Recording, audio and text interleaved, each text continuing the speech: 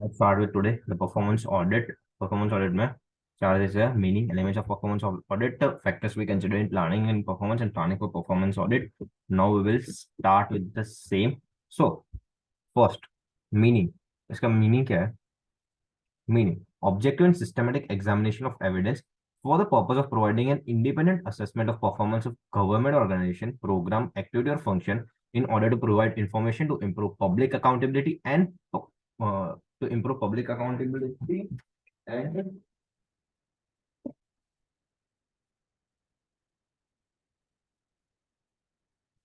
improve public accountability and facilitate facilitate decision making. So meaning क्या है? Objective and systematic examination of evidence, objective and systematic examination of evidence for the purpose of providing an independent assessment of performance of government organization, program, activity or function in order to provide in order to provide information to improve public accountability and to facilitate the decision making. Public accountability and decision making. Public accountability और financial facilitated decision making को enhance करने के लिए अपन performance audit लेते हैं. So public accountability and facilitate the decision making process, तो उसके लिए अपन परफॉर्मेंस ऑडिट करते हैं. Now elements of performance audit. Elements of performance audit, तो एलिमेंट्स कौन कौन से है तो वो देखते हैं.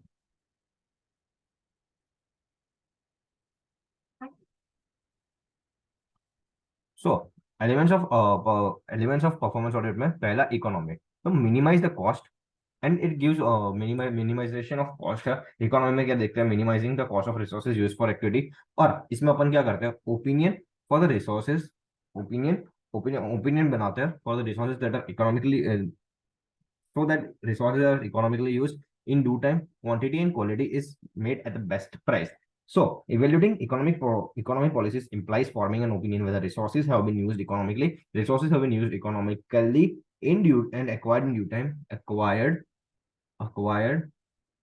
in due time, quantity and quality at the best price. तो वो चेक करता है. So इकोनॉमी में minimization of cost, economy minimization of cost, और अपन देखते हैं मिनिमाइजेशन ऑफ कॉस्ट और ओपिनियन फॉर्म करता है किस पे? इकोनॉमिक है कि नहीं, इन ड्यू टाइम अपन ने एक्वायर किया है कि नहीं रिसोर्सेज को, क्वांटिटी और क्वालिटी बेस्ट प्राइस पे अपन को मिली है कि नहीं. नाउ एफिशिएंसी अपन देखते हैं. तो एफिशिएंसी में क्या देखते हैं? Input output ratio. So input output ratio is checked in this aspects क्या क्या है. तो एफिशिएंसी के एफिशिएंसी मतलब इनपुट आउटपुट रेशियो, इनपुट कितना डाल रहे हैं, minimization of input and maximization of output is the main motto of efficiency. तो इसमें अपन एस्पेक्ट देखते हैं. पहला साउंड प्रोक्योरमेंट पॉलिसीज, मतलब जो भी अपन परचेजेस कर रहे हैं वो प्रॉपर साउंड पॉलिसीज के थ्रू हो रही है कि नहीं. Resources are protected and maintain, तो जो भी रिसोर्सेज है वो एफिशिएंटली यूज्ड हो रहे हैं. Efficient utilization of physical, financial and HR. So resources are properly protected, efficient operating procedures are used. So इसमें ऑपरेटिंग प्रोसीजर्स है, सो ये efficient operating, proper operating procedures use हो रहे हैं कि नहीं, तो वो देखना है. फिर resources are protected and maintain, public sector program entities effectively manage and objectives are met cost effectively. So 4 point थोड़े इंपॉर्टेंट है तो वो देख लेते हैं पहले. 4 पॉइंट ही मेन है. तो साउंड प्रोक्योरमेंट पॉलिसी, पहला तो वही यही है. ठीक, प्रोक्योरमेंट पॉलिसी जो भी हो वो साउंड होनी चाहिए. Resources are protected and maintain, जो भी रिसोर्सेज है वो प्रॉपर्ली मेंटेन होने चाहिए. Efficient utilization of physical, financial and human resources, तो ऑपरेटिंग प्रोसीजर्स प्रॉपर होने चाहिए. पब्लिक सेक्टर मैनेज प्रॉपर्ली और cost met cost effectively. So objectives are met cost effectively, तो जो भी अपन ऑब्जेक्टिव्स मीट कर रहे हैं वो कॉस्ट इफेक्टिवली मीट हो रहे हैं कि नहीं, तो वो देखने का. Now effectiveness, extend to which objective achieved in relation, extent to which objectives achieved and relation between intended and actual impact of the activity. मतलब इफेक्टिवनेस क्या क्या है? इफेक्टिवनेस क्या है कि अपन ने जो ऑब्जेक्टिव्स अचीव किए हैं उसका इंटेंडेड और एक्चुअल इम्पैक्ट क्या है. जो भी अपन ने ऑब्जेक्टिव्स अचीव किए उसका एक्चुअल में इम्पैक्ट क्या आ रहा है. तो पहला उसमें अपन क्या एग्जामिन करेंगे? Examine extent to which the results are achieved. जो भी अपन ने रिजल्ट्स अचीव किए वो किस एक्सटेंट तक अपन ने रिजल्ट अचीव किया है. Assess the effectiveness of program और इंडिविजुअल कंपोनेंट्स, तो एक एक कंपोनेंट को भी अपन को असेस करना है properly. Then examine the alternatives and adequacy और fourth point is adequacy of management control system को एग्जामिन करा and compliance with laws and regulation. So इसमें पॉइंट्स क्या क्या है, extent to which results are achieved. So results किस extent तक achieve हुआ है, पर्टिकुलर कंपोनेंट्स, इंडिविजुअल कंपोनेंट्स को जाके भी अपन को एग्जामिन करना है। सो पर्टिकुलर कंपोनेंट्स को एग्जामिन करना है। ऑल्टरनेटिव्स क्या क्या अपन ने है वो देखनी है। मैनेजमेंट की कंट्रोल सिस्टम्स क्या क्या है, management control systems.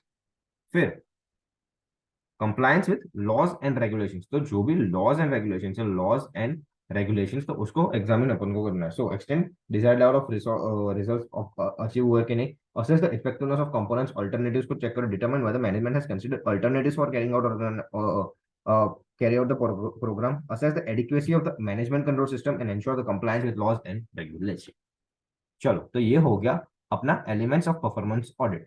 Now factors to be considered while planning the performance, तो ये एकदम मस्त आंसर है, ये थोड़ा लन बाय हार्ट आंसर है। तो पहला फैक्टर्स क्या क्या है, प्लान परफॉर्मेंस ऑडिटिंग को प्लान करते वक्त अपन को क्या क्या चीज, क्या क्या फैक्टर्स ध्यान में रखने। पहला, need of the users, users की क्या क्या नीड्स है, need of the users. Then understanding of program to be audited, मतलब जो भी ऑडिट कर रहे हैं उसका उसका अंडरस्टैंडिंग लो। Then legal and regulatory, management controls, management के कंट्रोल्स क्या है, आइडेंटिफाई द क्राइटेरिया जो अपन ने बेंचमार्क्स बनाए, significant significant finding of previous audit, potential sources used as audit evidence, work of other auditor and experts, other auditor and experts, sufficient staff है कि नहीं अपने पास, तो वो देखना है, providing sufficient staff and resources. And last में रिटर्न प्लान होना चाहिए, so preparing a return plan. तो एकदम मस्त आंसर है, एकदम इजी आंसर है, अपन को रटना पड़ेगा तो रटेंगे। चल, पहला अपन को देखनी है need of the users, need of users, users की क्या क्या नीड है वो देखनी है, तो वो हो गया। फिर सेकंड पॉइंट क्या है, तो understanding of program to be audited, जो भी बिजनेस प्रोग्राम, जो भी उसकी अंडरस्टैंडिंग लो, प्रोग्राम की अंडरस्टैंडिंग लो, जो भी अपन करने वाले हैं तो उसकी अंडरस्टैंडिंग एक बार ले लो, तो वो पॉइंट हो गया। फिर थर्ड पॉइंट क्या है, third point legal and regulatory framework, legal and regulatory framework proper होना, उसको ध्यान में रखना पड़ेगा। फिर इंटरनल मैनेजमेंट, मैनेजमेंट के क्या कंट्रोल है, मैनेजमेंट क्या कंट्रोल कर रही है, तो उसको ध्यान रखेंगे। फिर फिफ्थ पॉइंट क्या है, फिफ्थ पॉइंट जो क्राइटेरिया है वो प्रॉपरली आइडेंटिफाई किया गया कि नहीं, सो आइडेंटिफाई द क्राइटेरिया, तो जो क्राइटेरिया है वो प्रॉपरली आइडेंटिफाइड है कि नहीं, तो वो देखना है। तो पहले 5 पॉइंट हो गए, need of the users, program, under program की understanding, legal and regulatory framework, management का कंट्रोल कैसा है, आइडेंटिफाई द क्राइटेरिया। फिर सिक्स्थ पॉइंट, अपन सिक्स पे आते हैं।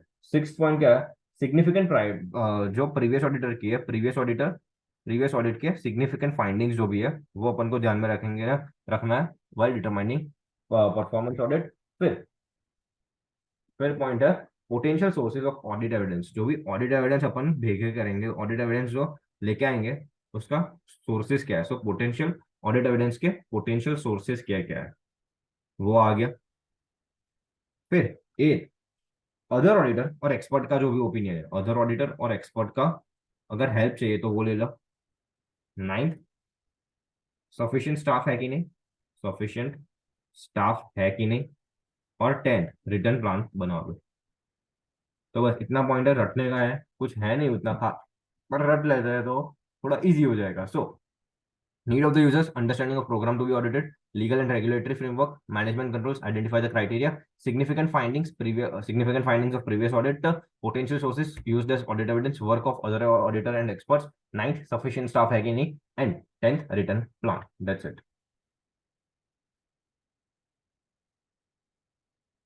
फिर understanding entity and program, document, अपन प्रोग्राम मतलब किसी एंटिटी को अपन को जानना हो तो वो कैसे जान लेंगे, तो डॉक्यूमेंट्स ऑफ एंटिटी से डॉक्यूमेंट्स ऑफ एंटिटी। फिर legislative documents, policy documents, past audits, media coverage, तो उतना डिटेल में नहीं है, तो डॉक्यूमेंट्स ऑफ एंटिटी है। फिर लेजिस्लेटिव डॉक्यूमेंट्स जो भी है तो उसको पढ़ के कर सकते हैं। देन पास्ट ऑडिट्स है, मीडिया कवरेज है, तो उसको करके अपन देख सकते हैं कि क्या क्या क्या चीजें हो सकती है ना। इसको थोड़ा डिटेल में पढ़ने के लिए अपन ये खोल सकते हैं थोड़ा, 2 मिनट।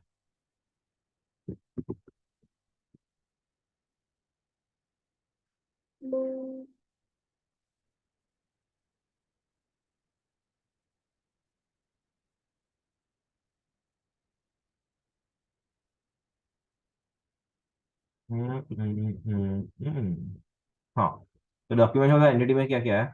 तो डॉक्यूमेंट ऑफ द एंटिटी में ये रहा डॉक्यूमेंट ऑफ द एंटिटी। तो document of the entity, documents on administration, documents on administration and functioning of entity policy files, annual reports, budgets, documents, accounts, minutes of meeting, information on website, तो वो सब check करेंगे। Documents of books में, legislative में legislation, parliamentary question and debates, reports of public accounts committee, policy documents में क्या है, और documents of planning commission, ministry of finance etcetera, academic और स्पेशल रिसर्च, मीडिया कवरेज। तो ये ठीक है, उतना इंपॉर्टेंट नहीं है, चलेगा। नाउ ये अंडरस्टैंडिंग हो गया।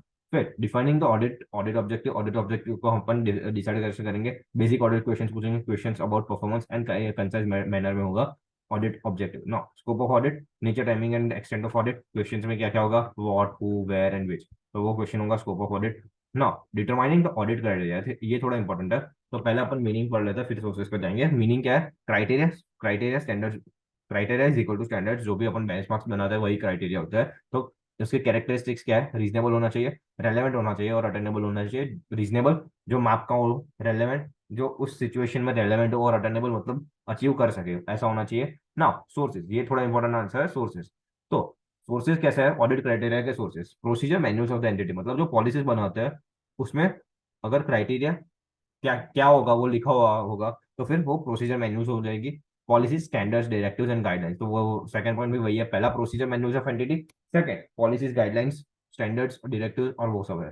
Third independent expert opinion, expert का ओपिनियन, एक्सपर्ट का ओपिनियन लेंगे वो आ जाएगा। पॉलिसीज, पहला मैन्यूल्स है, फिर पॉलिसीज, मैन्यूल्स, पॉलिसीज, फिर एक्सपर्ट का ओपिनियन, फिर साइंटिफिक नॉलेज और other reliable information. Scientific knowledge आ जाएगा और general management and subject matter literature, so general management भी आ जाएगा लास्ट में। तो ये थोड़ा इंपॉर्टेंट है, थोड़ा रटके करना पड़ेगा। तो पहला प्रोसीजर मैन्यूल्स, मैन्यूल्स बनाना है, तो पहला मैन्यूल्स। फिर पॉलिसीज जो है, एक्सपर्ट का ओपिनियन, साइंटिफिक नो और general management. Sources of audit criteria, audit criteria अपन को कहाँ से मिलेंगे? पहले प्रोसीजर मैन्यूल से, फिर पॉलिसी से, एक्सपर्ट ओपिनियन से, साइंटिफिक नॉलेज और जनरल मैनेजमेंट, साइंटिफिक नॉलेज और अदर रिलायबल इंफॉर्मेशन। तो ये हो गया अपना डिटरमाइनिंग द ऑडिट क्राइटेरिया ना। डिटरमाइनिंग द ऑडिट अप्रोच, तो ऑडिट अप्रोच तीन टाइप के होते हैं। कौन कौन से है? System oriented, result oriented, problem oriented, तीन टाइप के ऑडिट अप्रोच होते हैं ना। पहला सिस्टम ओरिएंटेड, सिस्टम ओरिएंटेड में क्या होता है? Management of systems. तो इसमें क्या होता है कि मैनेजमेंट सिस्टम्स के फंक्शंस को अपन एग्जामिन करता है। रिजल्ट ओरिएंटेड में whether the outcomes have been achieved और नॉट, जो भी अपन ने आउटकम्स डिसाइड किए हैं वो अचीव हुए कि नहीं, तो उसको एसआरपी भी बोलते हैं। सो एसआरपी। तो system oriented, result oriented and problem oriented. System oriented में क्या है कि जो भी फंक्शन मैनेजमेंट सिस्टम है उसको फंक्शंस प्रॉपर हो रहे हैं कि नहीं, whether outcomes have been achieve, जो भी अपन ने आउटकम्स सोचे थे वो अचीव हुए कि नहीं। एंड प्रॉब्लम ओरिएंटेड में है identify the causes of particular problems, जो भी प्रॉब्लम के कॉसेस है उसको अपन को आइडेंटिफाई करना है। तो इजी है। सिस्टम ओरिएंटेड, मैनेजमेंट के जो सिस्टम्स है वो अचीव हो रहे हैं कि नहीं, whether outcomes have been achieved और identify the causes of particular problems. तो ये हो गया अपना deciding the audit approach. Now methods of performing audit, methods of performance audit, तो इसमें 6 पॉइंट है, ये थोड़ा इंपॉर्टेंट है। मेथड्स ऑफ परफॉर्मेंस, पहला अप्रोच है तो डिसाइडिंग ऑडिट अप्रोच है। फिर methods of performance approach, method of conducting performance audit. तो उसमें क्या क्या है? पहला analysis of procedure, analysis of procedure, तो इसमें क्या करता है? रिव्यू ऑफ सिस्टम्स लेता है। फिर analysis of results, efficiency, input output का जो भी रिजल्ट होता है एफिशिएंसी अपन चेक करते हैं एनालिसिस ऑफ रिजल्ट्स में। यूज ऑफ एक्सिस्टिंग डेटा, तो उसमें इन्वेस्टिगेट करते हैं अपन डेटा को। Service, collecting the information, quantitative analysis, financial plus operational और case study, context of whole area. तो इसमें क्या, पहले पहले तो दो टाइप के एनालिसिस करते हैं, पहले दो टाइप के एनालिसिस करते हैं। कौन कौन से? प्रोसीजर और रिजल्ट के एनालिसिस करते हैं। अब प्रोसीजर में क्या देखते हैं? सिस्टम कैसी है, सिस्टम कैसी है वो देखते हैं, और इसमें एफिशिएंसी कैसी है वो देखते हैं। ये हो गया। अब अपन को डेटा कलेक्ट करना है, तो पहले तो एग्जिस्टिंग डेटा जो है वो, फिर अपन सर्वे करके नए डेटा लाएंगे, जो भी नया डेटा कलेक्ट करना है वो, फिर उसका एनालिसिस करेंगे, सो क्वांटिटेटिव एनालिसिस। और लास्ट में ब्रॉडर पर्सपेक्ट में केस स्टडीज को अपन स्टडी कर सकते हैं। सो methods of performing performance audit, पहला एनालिसिस ऑफ प्रोसीजर्स, जिसमें रिव्यू ऑफ सिस्टम्स करते हैं, एनालिसिस ऑफ रिजल्ट्स जिसमें एफिशिएंसी इनपुट और आउटपुट को अपन रिव्यू करते हैं, फिर यूज ऑफ एक्जिस्टिंग डेटा, अपन के पास जो पहले से डेटा है उसको इन्वेस्टिगेट करते हैं, service collection collecting information, fifth quantitative analysis जिसमें फाइनेंशियल और ऑपरेशनल डेटा को अपन एनालिसिस करते हैं दोनों को, और case studies context of the whole area. खत्म। नाउ डेवलपिंग ऑडिट क्वेश्चन, उसमें तो कुछ है नहीं। Audit team should prepare a list of questions, list of questions उसको बनाने पड़ेंगे। List of questions time pass है ये तो, थोड़ा पढ़ लेते हैं। List of questions to which they would seek answers, there could be many ways to develop and frame audit questions. The performance auditor should frame a comprehensive and detailed list of questions, चलेगा। Assess audit team skills, must possess the range of skills, उसके पास range of skills होनी चाहिए। बस time pass है, जो ज्ञान पेलना होता है वो पेल लेते हैं, तो अपन भी पेल लेते हैं थोड़ा। तो रेंज ऑफ स्किल्स आ गया ना। ये थोड़ा ऑडिट डिजाइन मैट्रिक्स थोड़ा इंपॉर्टेंट है। तो rigorous structured and highly focused approach to designing performance study based around the audit objectives and lower detail level questions। बस वही है। तो ये थोड़ा स्पेसिमेन है कि ऑडिट ऑब्जेक्टिव क्या है, ऑडिट क्वेश्चंस, ऑडिट का हर एक ऑडिट क्वेश्चन के क्राइटेरिया, हर एक ऑडिट क्राइटेरिया के एविडेंसेस और data collection and analysis method. तो ये थोड़ा क्या कह रहे हैं, लाइटर नोट पे इंपॉर्टेंट है, बाकी कुछ नहीं।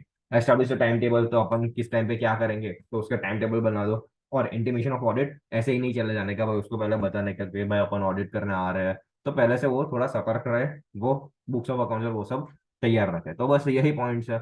और इसके साथ प्यारा सा नन्नू सा छोटू सा चैप्टर अपना पीएसयू खत्म। It's done.